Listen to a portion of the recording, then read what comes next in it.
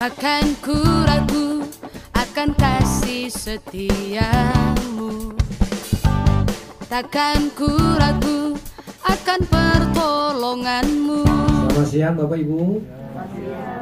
Lemes. Udah makan belum?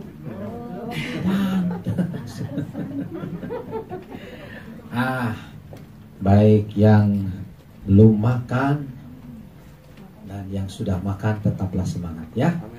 Oke. Yang belum makan jangan lemes, yang sudah makan jangan ngantuk. Siap mendengarkan firman Tuhan? Amin. Nah, Pak Husen, terima kasih banyak kesempatan, kepercayaan diberikan kepada saya ya.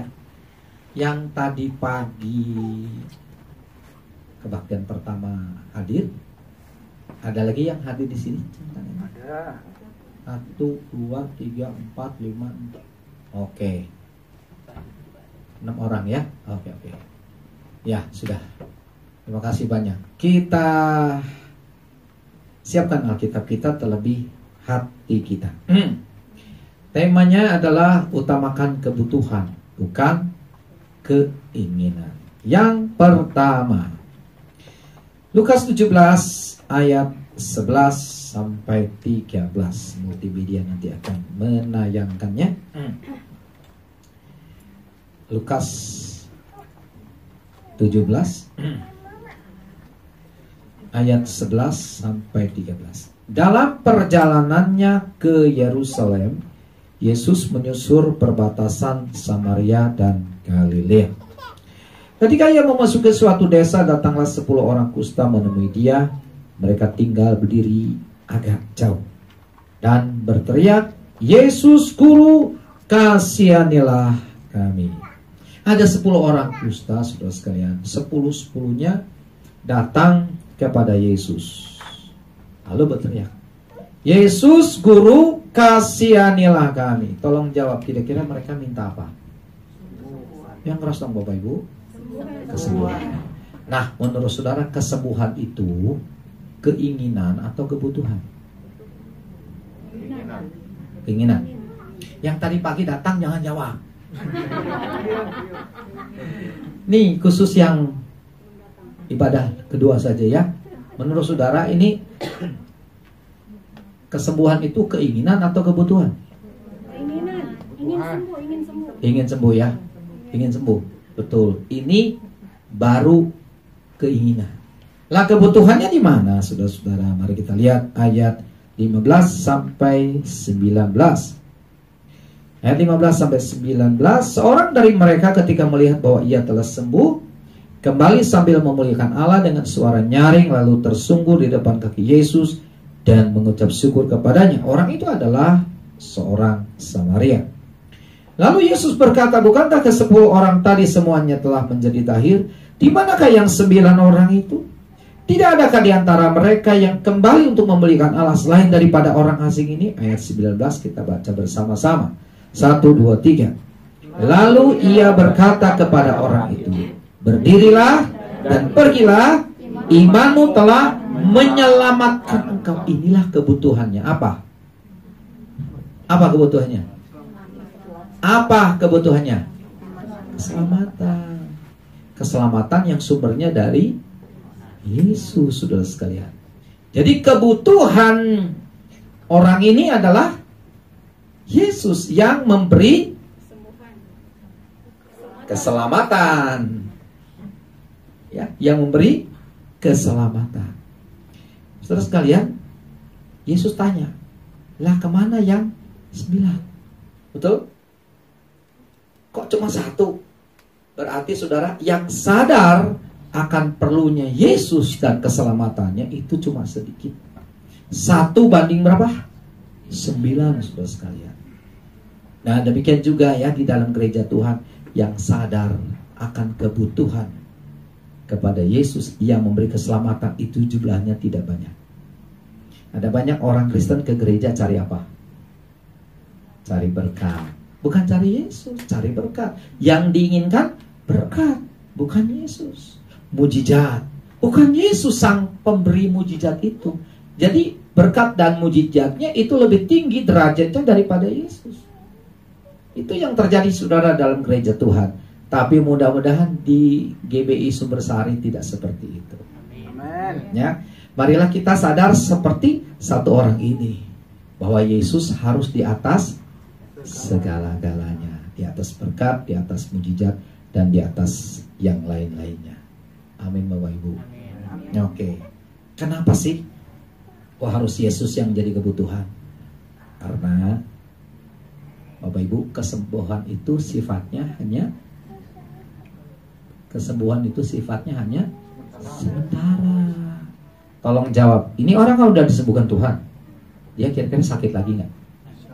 Sakit lagi, tapi mungkin sakitnya yang lain, dan akhirnya mati. Betul.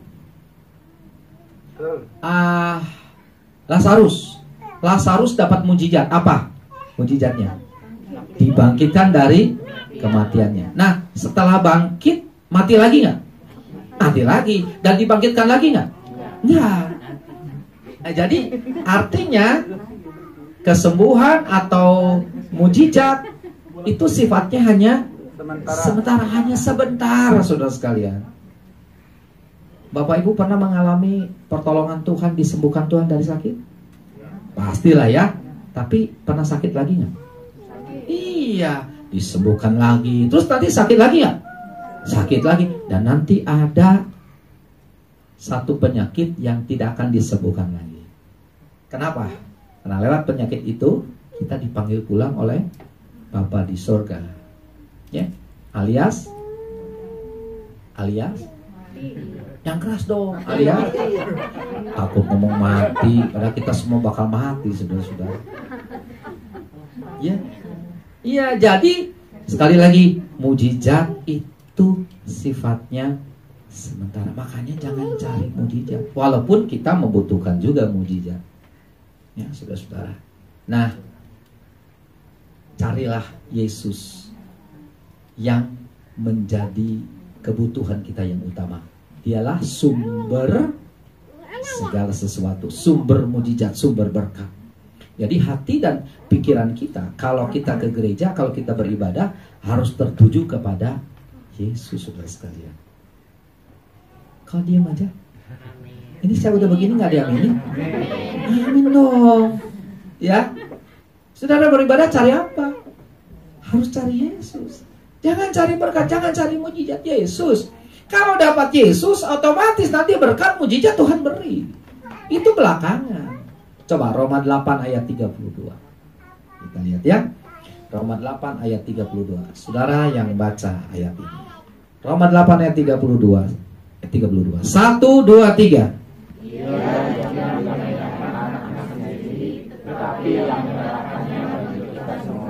Bagaimanakah mungkin Ia tidak mengaruniakan segala sesuatu kepada kita bersama-sama dengan Dia?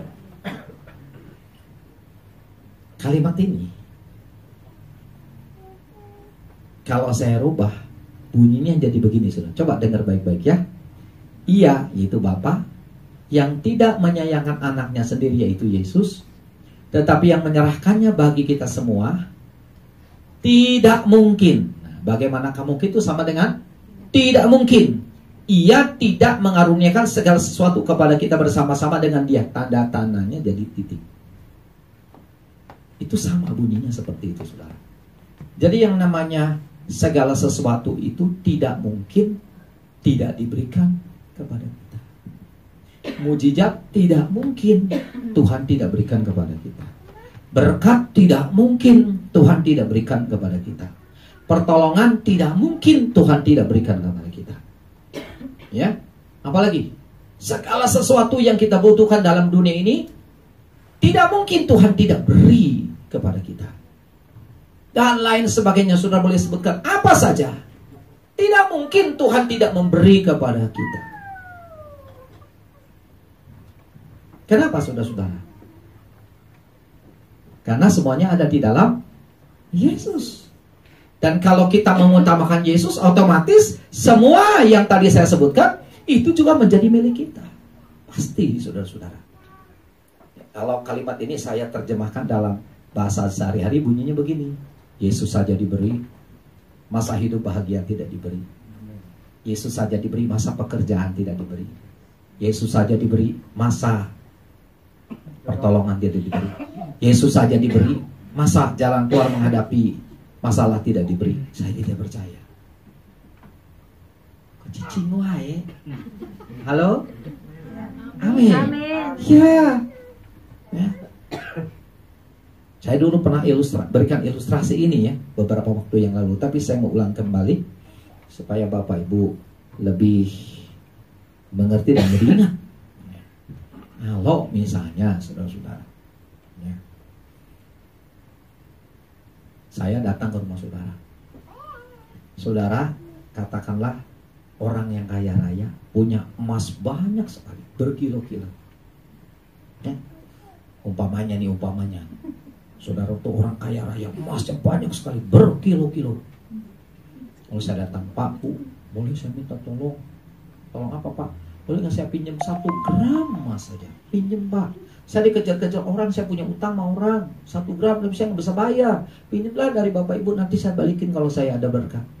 Lalu saya berkata, Pak, cuma 1 gram? Iya. Lalu saudara masuk ke dalam, saudara ambil emas. Saudara berkata kepada saya, Pak nih bawa 1 kilo. Lah, saya cuma 1 gram Pak butuhnya. Enggak, buat Bapak 1 kilo. Waduh saudara, saya minta 1 gram, pinjam 1 gram, dikasih gratis 1 kilogram. Saya berkata, Pak Bu, terima kasih. Bapak Ibu baik sekali. Nah kemudian saudara, di satu waktu saya datang lagi ke rumah saudara. Saudara lagi makan kerupuk. Ya, lalu saya berkata, Pak boleh minta kerupuknya? Tolong jawab, kira-kira dikasih nggak? Hah? Dikasih nggak? Kenapa? Apa dasarnya? Lah emas aja 1 kilo dikasih, masa kerupuk nggak dikasih? Pasti saya berkata, nih Pak bawa dengan blacknya. Gitu kan? Bisa ngerti saudara-saudara? Ya kan? Nah, sekarang kembali saudara datang ke rumah saya.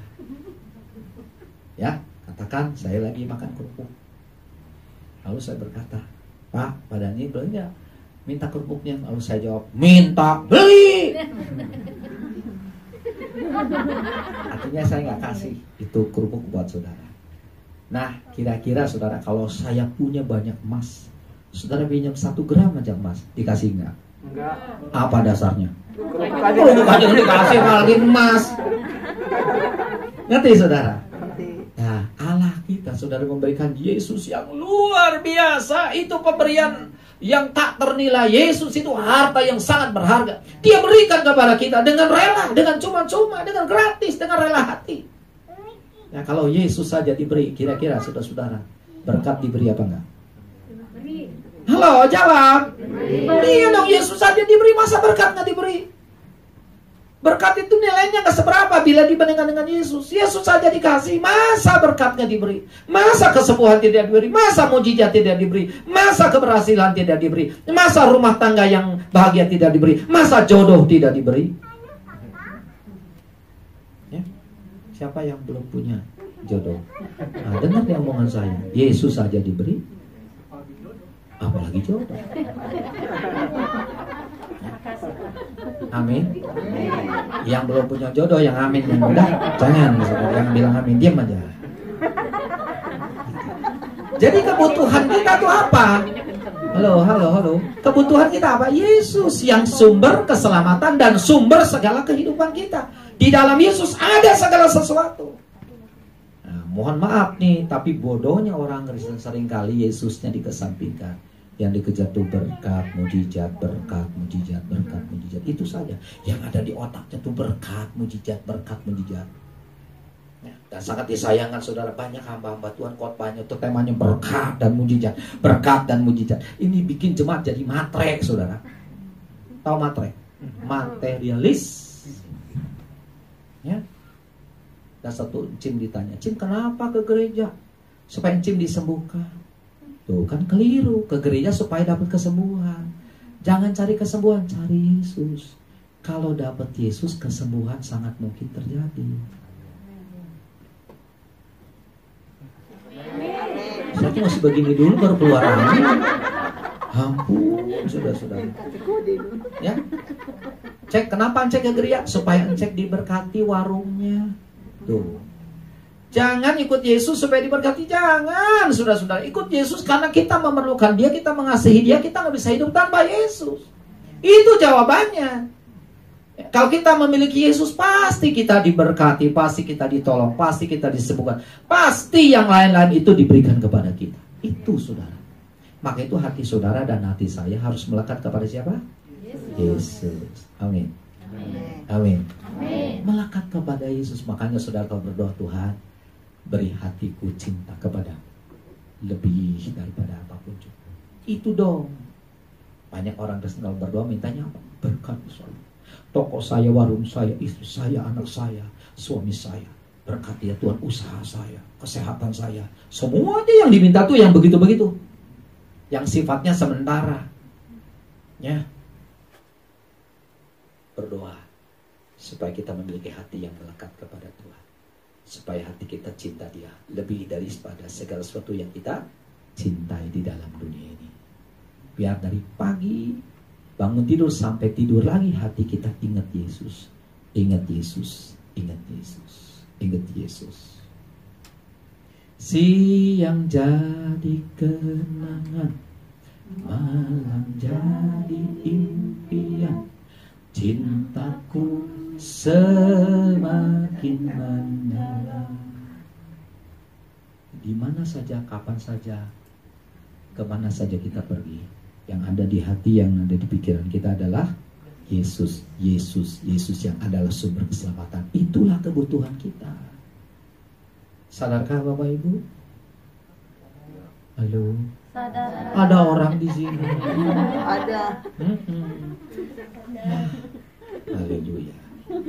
Mulai hari ini dan seterusnya saudara-saudara, biar Tuhan Yesus itu menjadi segala-galanya buat kita, lebih daripada apapun juga.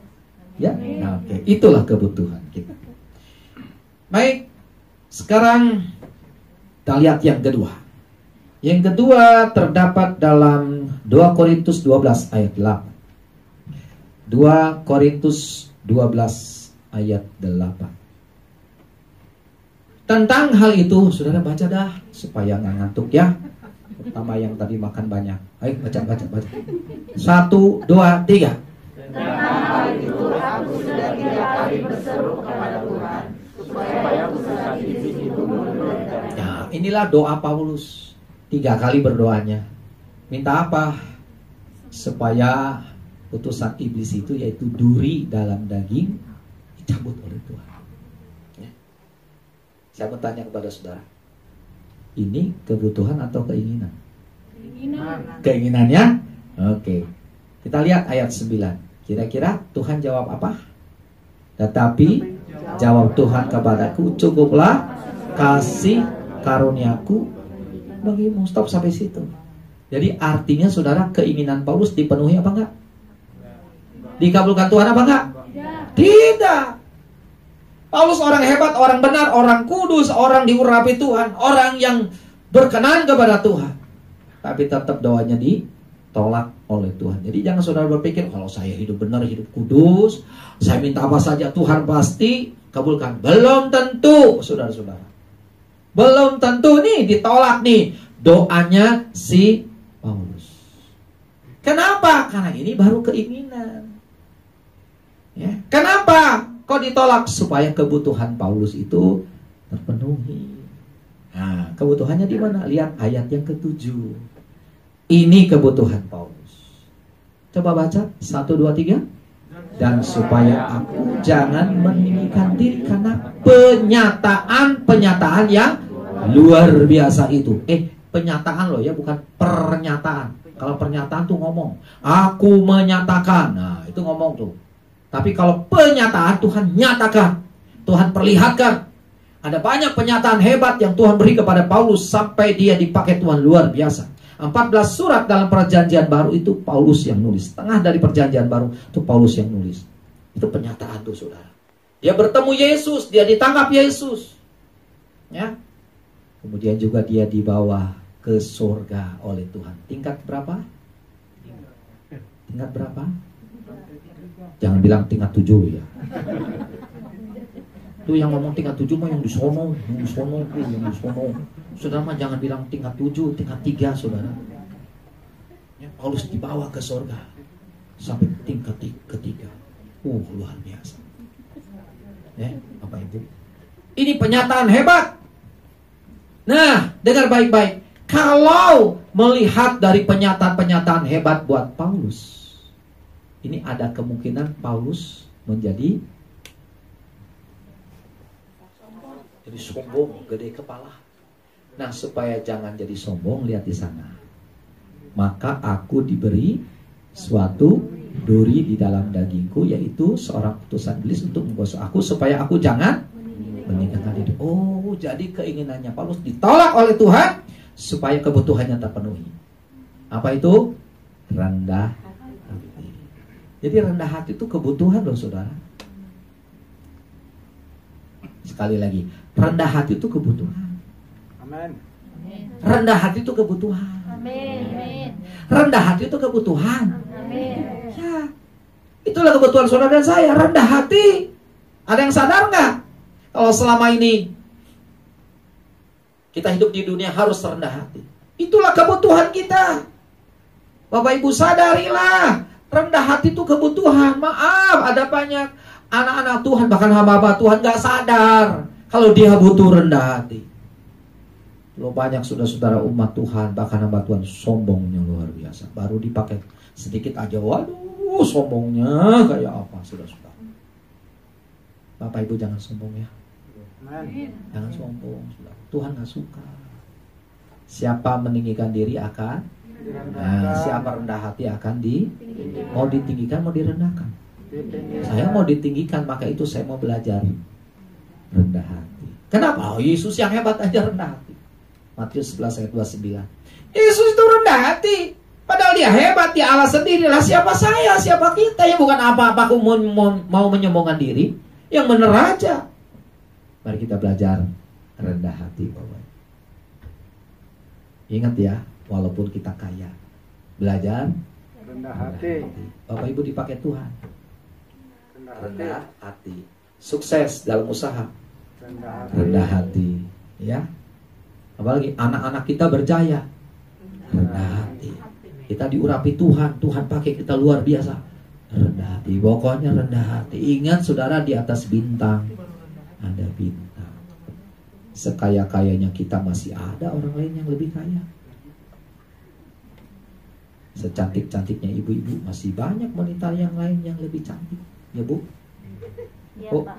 Iya, Pak. Iyain atau Bu? Iya, Bapak. Bapak-bapak nih yang ganteng-ganteng nih, masih banyak orang lain yang lebih ganteng. Jangan sombong. Ya. Sepintar-pintarnya otak kita masih ada orang lain yang lebih pintar dari kita. Sedipakainya kita luar biasa oleh Tuhan, masih ada orang lain yang lebih dipakai Tuhan luar biasa. Jangan sombong lah. Saya mau tanya kepada saudara, saudara senang gak lihat orang sombong? Tidak.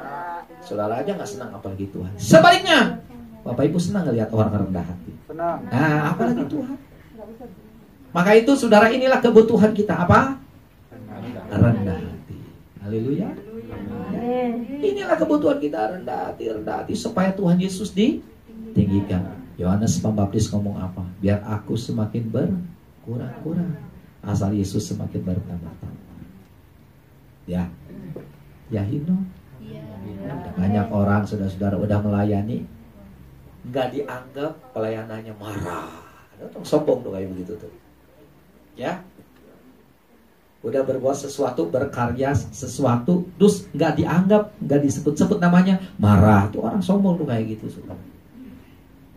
Ya, terjadi saudara di tempat kami ada seseorang memberi sesuatu, namanya lupa, tidak dicantumkan di multimedia, marah saudara, marah. Nah, ini namanya orang sombong, namanya ingin ditonjolkan. Bapak Ibu belajar, gak apa-apa lah, kita nggak dianggap gak apa-apa asal Yesus ditinggikan. Amin. Lagi terharu. Gak apa-apa, kita nggak disalamin, gak apa-apa. Saudara, mungkin orang bukan sengaja kamu nyalamin ya. Udah saudara, gak apa-apa asal Yesus ditinggikan. Saudara sakit mungkin gak terbesuk, gak apa-apa, jangan marah asal Yesus ditinggikan. Itu pelayanan saudara mungkin nggak ada yang memuji, nggak apa-apa, asal Yesus yang dipuji. Itu orang rendah hati. Belajar rendah hati, belajar rendah hati, belajar rendah hati. Amin. Rendah hati ya. Rendah hati itu adalah kebutuhan. Nah ini banyak orang nggak sadar kalau rendah hati itu kebutuhan. Ya, sudah. Kunci untuk kita ditinggikan Tuhan adalah rendah hati. Udah nggak ada lagi. Nah, ada saudara orang yang kelihatannya rendah hati padahal dia sombong. Ada tuh. Ya, ada juga orang kelihatannya sombong tapi padahal rendah hati. Ada tuh. Ada juga orang yang kelihatannya sombong, nah memang benar dia sombong. Ada orang yang kelihatan rendah hati, dan memang benar dia rendah hati. Saudara mau kelihatan rendah hati apa tidak? Yang penting kita memiliki hati yang rendah. Tuhan lihat itu. Puji Tuhan. Ya, itu kebutuhan yang kedua. Kebutuhan yang pertama tadi apa? Keselamatan yang datang dari Yesus. Kebutuhan yang kedua? Rendah hati. Kebutuhan yang ketiga. Mari kita lihat 1 Tawari 4 ayat 10. Cepat yuk. 1 Tawari 4 ayat 10.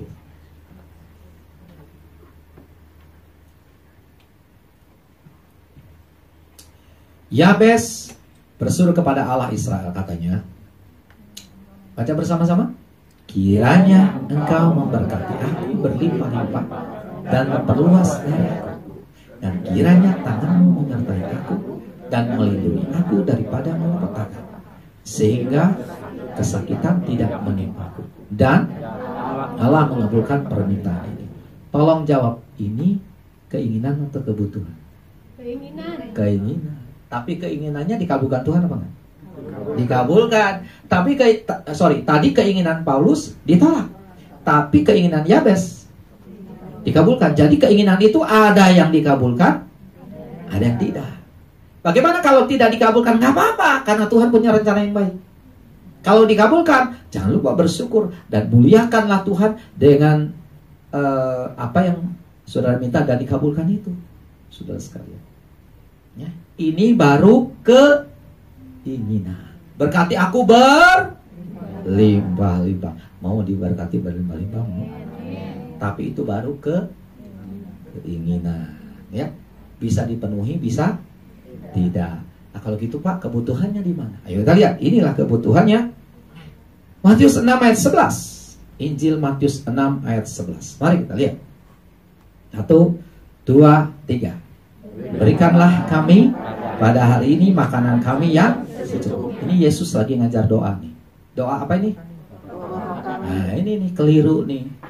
Siapa yang ngomong kalau ini tuh doa Bapa kami? Siapa yang ngomong? Tuhan Yesus ngomong ini doa Bapa kami? Bukan. Yang benar adalah doa yang diajarkan Yesus. Kalau doa Bapa kami, ya Bapa kami yang berdoa.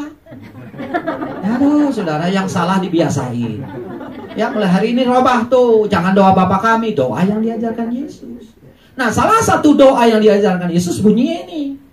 Berikanlah kami pada hari ini makanan kami yang secukupnya. Kalau Yabes berlimpah-limpah. Mau ikut Yabes, mau ikut Yesus?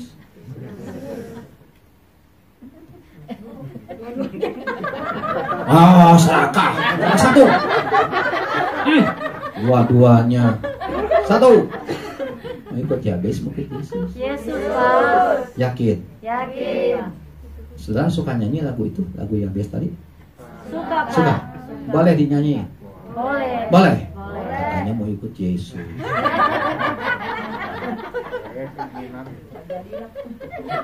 Kalau mau ikut Yesus itu secukupnya, bukan berlimpah-limpah. Itu kan pujian, Pak. Saya mau tanya kepada saudara, boleh nyanyi lagu itu? Boleh. Boleh nggak? Boleh. Boleh kalau saudara hidup di zaman Yabes. Sekarang mah udah nggak relevan. Kita nih hidup dalam perjanjian baru, dalam ajaran Tuhan Yesus. Jangan pakai itu. Itu mah perjanjian lama. Memang kalau perjanjian lama tuh arahnya ke sana.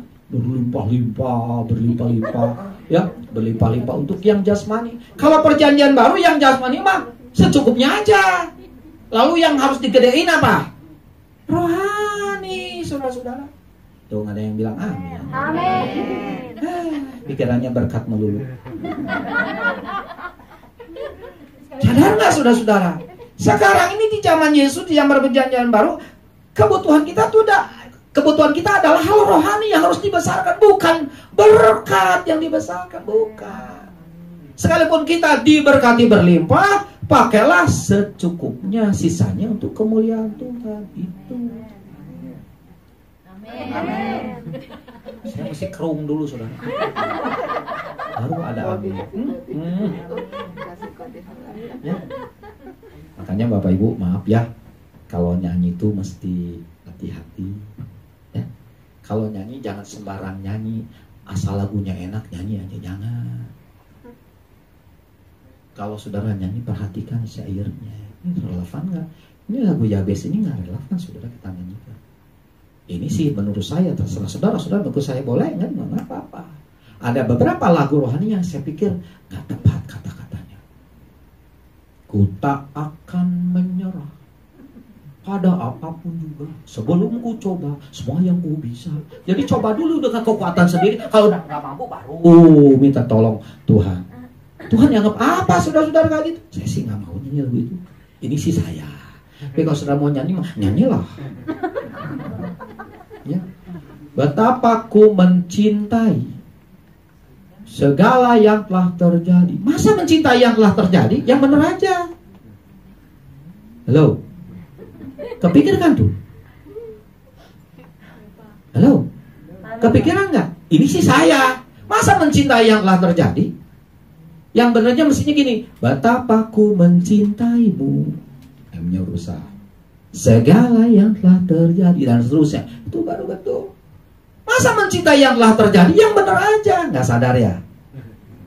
Jangan sembarang nyanyi, saudara-saudara. Perhatikan syairnya. Kepada para worship leader, para singer, kalau boleh saya sarankan, teliti dulu syairnya kalau kita mau nyanyi. Setuju?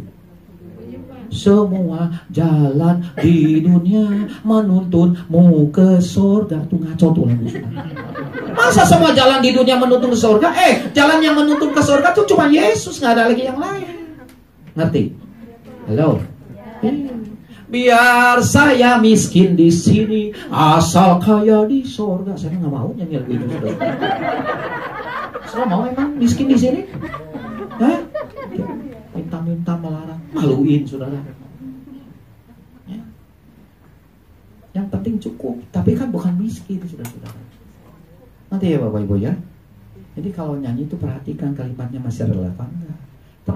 Termasuk lagu Yabes ini sudah tidak relevan lagi kita nyanyikan lagu itu. Itu mah perjanjian lama yang sifatnya melulu kepada daging. Perjanjian baru itu kepada hal rohani. Ya, makanya mujizatnya juga lain. Zaman sekarang saudara-saudara lain kan? Dulu laut terbelah, betul? Ya, apalagi tuh banyak mujizat-mujizat yang hebat-hebat. Wow, spektakuler. Nah, sekarang kenapa ya? Kok orang buta didoain tetap buta? Yang timpang didoain melihat.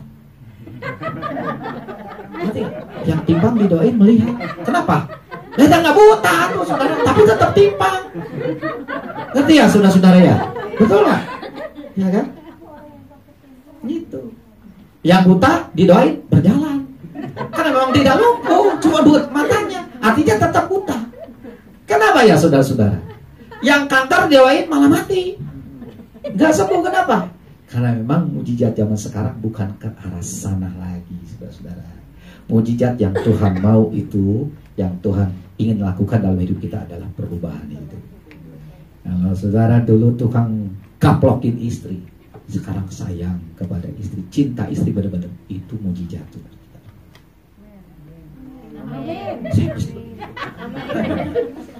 Kalau dulu sudah penjudi, pemabok, jahat, sekarang sudah hidup benar, hidup kudus, ya, sudah menjadi panutan dan menjadi berkat bagi banyak orang. Itu mujizat, saudara. Itu mujizat.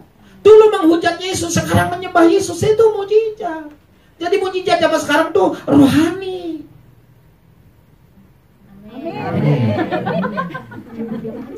Buat apa seorang dapat mujizat besar, saudara-saudara, kalau dia tetap menghujat Yesus? Mati masuk neraka. Buat apa? Jadi yang paling penting adalah yang rohani. Nah, di sini juga saudara-saudara, firman Tuhan mengajar kita untuk yang jasmani cukup secukupnya saja. Amin. Amin. Ini aminnya kayak nggak kurang setuju nih kelihatannya. Udah dah, saya kasih ayat satu lagi biar setuju. 1 Timotius 6 ayat 8. Coba ini ayat.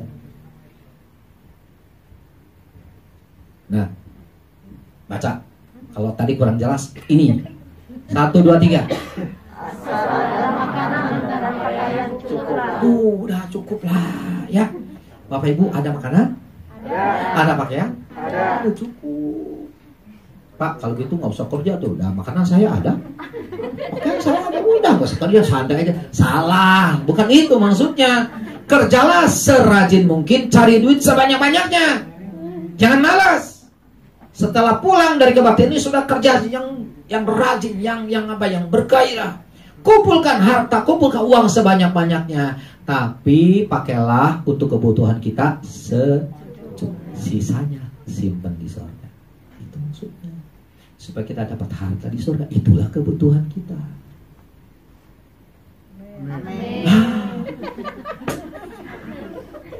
Ini pikirannya kayak di dunia melulu, saudara-saudara. Kita harus kaya di surga, kata Tuhan. Sadar nggak tuh? Yang sadar akan hal ini hanya sedikit. Yang sadar bahwa dia harus kaya di surga, pasti dia akan gunakan ekonominya, keuangannya untuk kemuliaan nama Tuhan. Kan itu sama dengan dia menyimpan harta di surga, saudara-saudara. Hidup di dunia ini cuma sebentar. Kalau sudah ngumpulin harta di dunia, ya Bapak Ibu, kalau mati ditinggalin, saudara. Bapak Ibu boleh nggak punya mobil mewah? Lamborghini, Jaguar, boleh nggak? Tapi kalau mati ditinggalin, saudara. Jangankan mobilnya, pentilnya pun ditinggalkan, saudara. Karena saudara punya rumah mewah, sudah begitu mati gagang pintunya juga nggak dibawa. Benar nggak? Iya. Makanya kumpulkan harta di Matius 6 ayat 19. Ini waktunya udah habis, tapi boleh tambahin? Boleh. Saudara kalau beli kerupuk aja pengen ditambahin. Kuat lah ditambahin, ya. Oke, mari kita lihat. Nah ini, maaf, Matius 6 ayat 19. Matius 6 ayat 19. Matius 6 ayat 19. 1, 2, 3. Janganlah kamu mengumpulkan harta di bumi. Di bumi ingat dan karat merusakannya, dan mencuri, memungut, dan mencuri. Nah inilah, kalau orang serakah kumpul harta di bumi, ini akibatnya. Dirusak, ngengat itu faktor apa? Faktor hewan. Betul? Saudara punya harta benda, terutama dari kayu, itu dimakan rayap, dimakan ngengat, rusak, saudara. Faktor hewan bukan cuma rayap ya, pada tikus. Coba saudara, kalau tikus merusak harta benda kita. Aduh, terutama itu petani itu bisa gagal panen gara-gara hama tikus. Ya, benda-benda berharga di rumah kita juga bisa rusak gara-gara tikus. Saya punya teman toko mebel, saudara. Satu gudang itu kurang lebih 40% rusak digigitin tikus, nggak bisa dijual. Tuh, saudara. Firman Tuhan itu benar. Terus berikutnya apa? Karat tuh faktor alam. Benda terbuat dari besi kadang-kadang tidak kena panas, tidak kena hujan, berkarat, rusak. Ya. Dan faktor alam bukan cuma itu, ada gempa bumi, ada banjir, ada longsor, ya. Ada apa lagi? Puting beliung, betul? Kemarin di Jakarta tuh banjir, saudara. Aduh, itu rumah terendam, sofa, barang-barang elektronik rusak kena air, saudara sekalian. Jadi apa yang dikatakan firman Tuhan itu benar, Bapak Ibu. Satu lagi, pencuri faktor apa? Faktor manusia. Nah, pembantu rumah tangga seringkali jadi pencuri, bukan? Orang kerja di bank bisa jadi pencuri, uang nasabah bisa berpindah rekening. Itu faktor manusia. Nah, kalau kita simpan harta di bumi, ini yang bisa atau yang kemungkinan terjadi bisa rusak. Makanya supaya harta itu tetap menjadi milik kita, simpannya di mana? Di surga. Simpan di surga ya. Tuh kan nggak gairah ya, nggak tertarik kepada harta di surga sebab nggak kelihatan sih. Ini otaknya tuh, pikirannya tuh materi mulu. Coba saudara dengan iman, dengan apa ya, dengan keyakinan kepada firman Tuhan, kita harus simpan harta di surga, dan itu harta kekal akan kembali kepada kita lagi. Ya, saudara-saudara, simpan harta di surga ya. Amin. Caranya bagaimana? Caranya adalah saudara-saudara bantu pekerjaan Tuhan, ya. Bantu gereja-gereja kalau yang ada dibangun, saudara. Kalau saudara punya uang, sumbang. Nah, kalau ada di sana jiwa yang bertobat, maka saudara sudah turut andil membuat jiwa itu selamat. Dengan demikian harta saudara sudah tersimpan di surga. Maksudnya seperti itu. Kalau saudara punya uang ratusan ribu rupiah, 5 karung, sudah bawa ke Amerika, laku nggak tuh uang rupiah? Enggak. Supaya laku di Amerika bagaimana? Tukar dolar. Demikian juga kalau harta kita, ya saudara-saudara, berupa harta itu nggak bisa sampai ke surga. Tapi coba tukar itu harta dengan jiwa-jiwa. Caranya apa ya tadi? Sumbang gereja Tuhan, bela pekerjaan Tuhan. Termasuk pekerjaan Tuhan di tempat ini, saudara, sumbang. Kalau gereja ini terbangun dengan rapi, dengan indah, nyaman, jiwa-jiwa rajin beribadah, ada yang bertobat di sini, maka uang saudara sudah berubah jadi jiwa-jiwa. Dengan demikian saudara sudah menyimpan harta di surga. Dan harta yang paling besar itu adalah jiwa-jiwa. Yesus berkata, satu dunia kamu punya, tapi jiwamu binasa, buat apa? Jadi saudara, harta yang paling mahal itu adalah jiwa. Nah, tukar uang saudara, harta saudara dengan jiwa-jiwa, supaya tersimpan di surga. Bisa bilang amin? Ya. Satu lagi, tolong 1 Timotius 6 ayat 17, 18, 19. Ini ayat-ayat terakhir ya. Mari kita lihat. 1 Timotius 6 ayat 17. Peringatkanlah kepada orang-orang kaya di dunia ini. Siapa di sini yang kaya? Enggak ada yang mau ngaku, Pak. Pastilah nggak ada yang berani ngacu. Tapi saya doain semuanya kaya ya.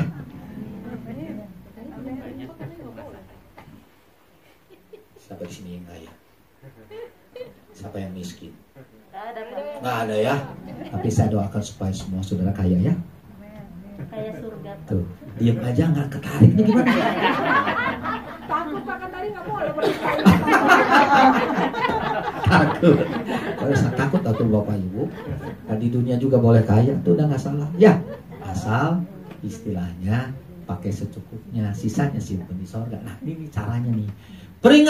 Peringatkanlah kepada orang-orang kaya di dunia ini agar mereka jangan tinggi hati dan jangan berharap pada sesuatu yang tak tentu seperti kekayaan, melainkan pada Allah yang dalam kekayaannya memberikan kepada kita segala sesuatu untuk dinikmati. Ayat 18. Peringatkanlah agar mereka itu berbuat baik, menjadi kaya dalam kebajikan, suka memberi dan berbagi.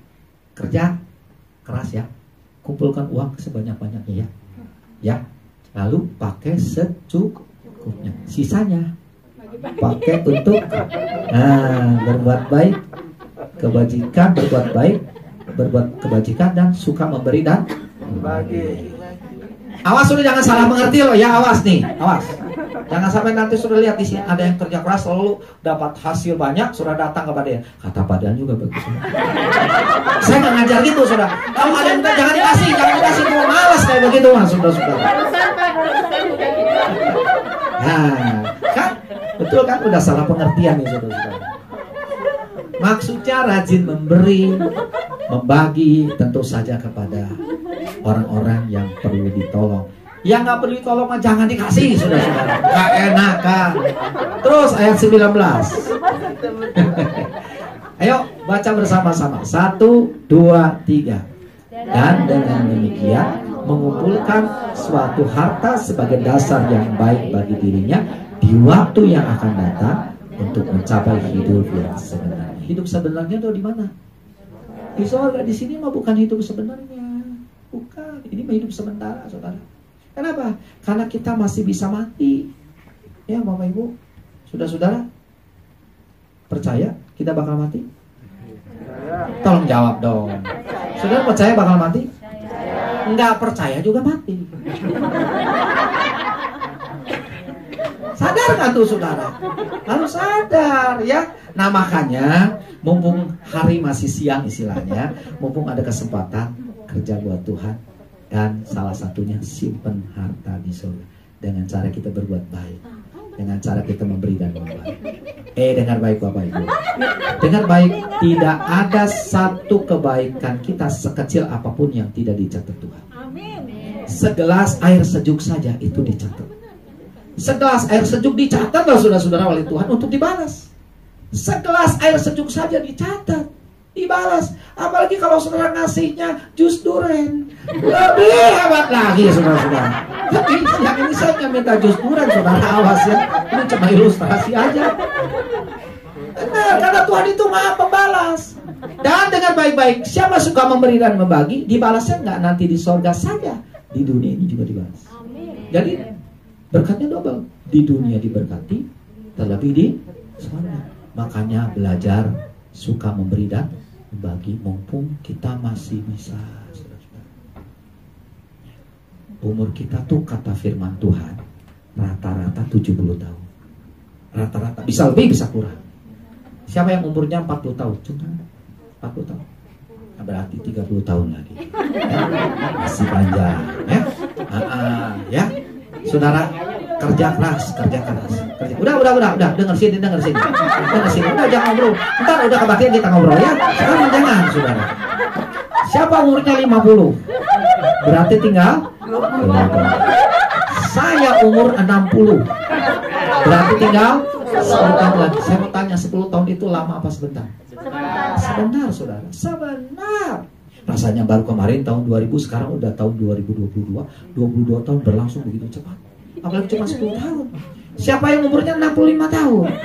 Berarti tinggal 5 tahun.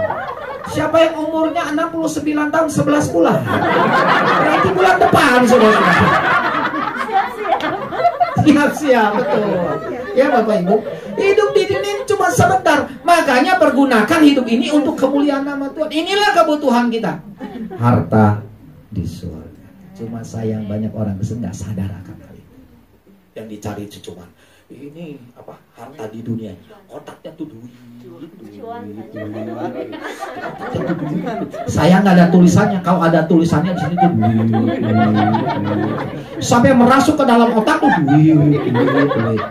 Ini kalau otak ini bisa dibongkar, ya, bisa dibongkar, bisa dibuka. Saya yakin begitu dibuka tuh ngebrudul duit. Otaknya tuh duit. Saya ingin mengajak saudara punya hati dan pikiran tertuju ke atas. Yaitu apa? Saudara, saya butuh harta di surga. Harta di bumi ini bisa rusak, tapi harta di surga tidak akan rusak, kekal selama-lamanya. Haleluya. Jadilah orang kaya di surga. Bukan cuma di dunia. Sekarang saya mau tanya, ini bagian terakhir. Kalau disebutkan jadilah kaya di surga, berarti ada nggak orang miskin di surga? Ada nggak? Ada orang di sini?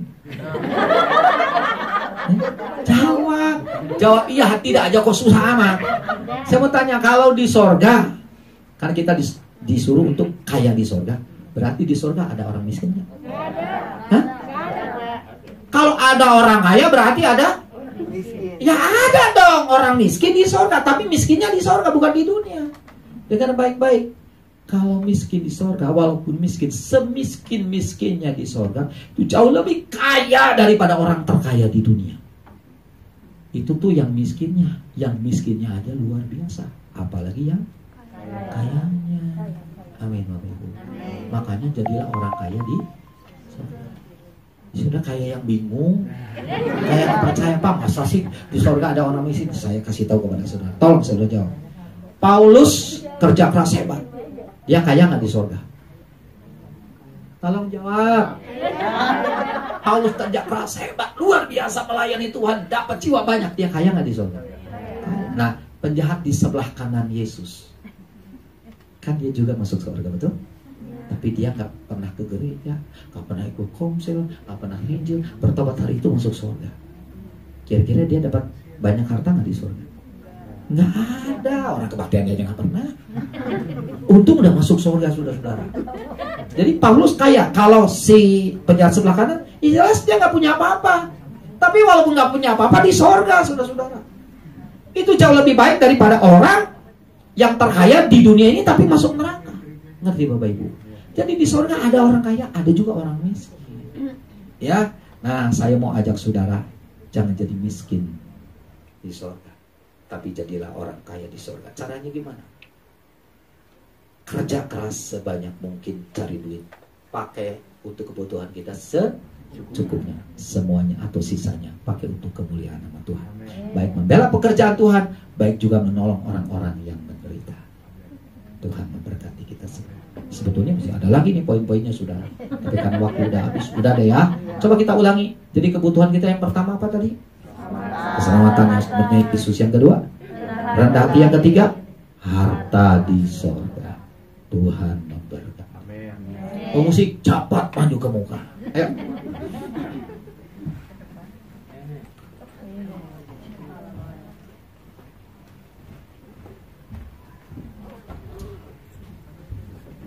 Haleluya.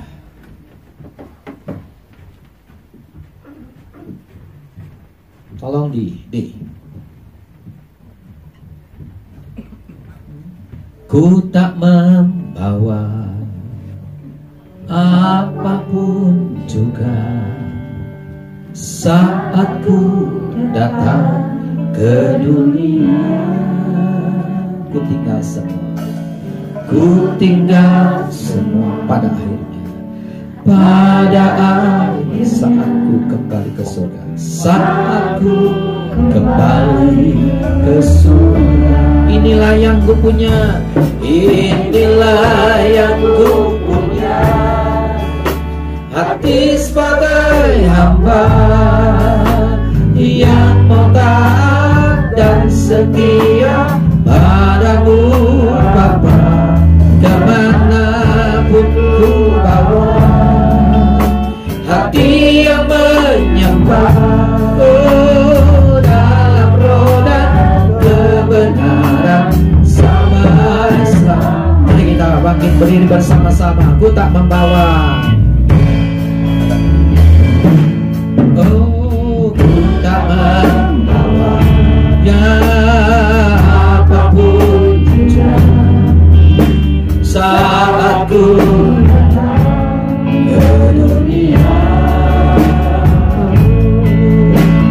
Ku tinggal semua pada akhirnya saat ku kembali ke surga. Inilah yang ku punya. Inilah yang ku punya. Hati sebagai hamba yang mau taat dan setia padamu Bapa. Yang manapun ku bawa, hati yang menyembah, oh, dalam roh dan kebenaran sampai selamat. Inilah yang ku punya. Inilah yang ku punya. Hati sebagai hamba yang mau taat dan setia padamu Bapa. Yang manapun ku bawa, hati yang menyembah, dalam roh dan kebenaran sampai selamat. Dalam roh dan kebenaran sampai selamat. Dalam roh dan kebenaran sampai selamanya.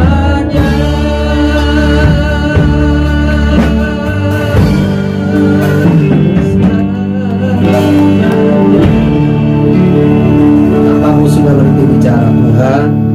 Terima kasih Tuhan menyadarkan kami. Kami butuh Yesus yang adalah sumber keselamatan kami. Kami butuh rendah hati. Dan kami butuh harta di sorga. Tuhan tolong kami ya Tuhan untuk mengutamakan kebutuhan kami, bukan keinginan kami. Memberkati jemaat di tempat ini bersama Bapak Gembala Kita Hussein, bersama Ibu Pola, bersama anak-anaknya sekeluarga pakai luar biasa Pak Hussein.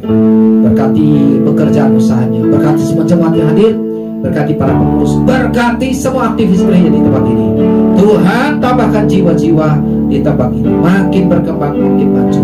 Tuhan dipermuliakan. Inilah doa kami dalam nama Yesus.